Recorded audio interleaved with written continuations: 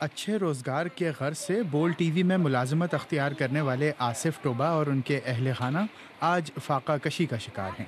اس کی وجہ بنی ایگزیکٹ کمپنی کا جعلی ڈگری اسکینڈل، جس کی وجہ سے ادارے کے اکاؤنٹ منجمد ہو گئے۔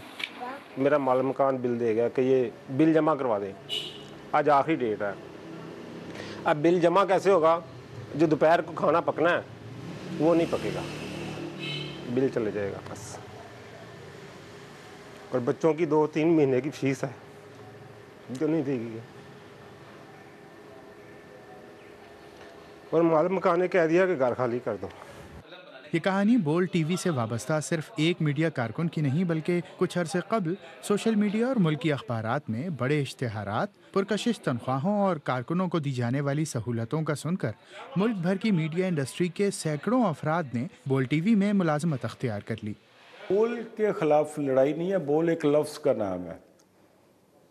بول کی جو حقیقت ہے وہ یہ لوگ ہیں جو بول میں کام کر رہے ہیں۔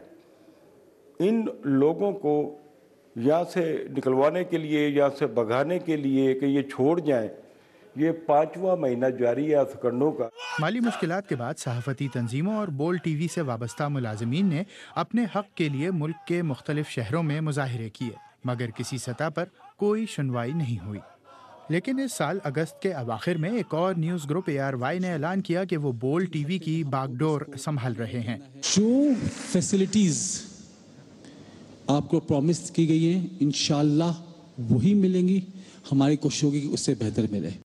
لیکن بہت جلد ہی بول ٹی وی کے ملازمین کی یہ آخری امید بھی دم توڑ گئی جب بول اور ARY نے آپس میں کوئی بھی معاہدہ نہ ہو سکنے کا اعلان کر دیا۔ بول ٹی وی اور ایگزیکٹ کمپنی کے مالک شعیب شیخ اس وقت جعلی ڈگریوں کے مقدمے میں زیر حراست ہیں، جبکہ آصف ٹوبہ اور ان جیسے کئی ملازم یہ سوچ رہے ہیں کہ مستقبل اب انہیں کہاں لے جائے گا۔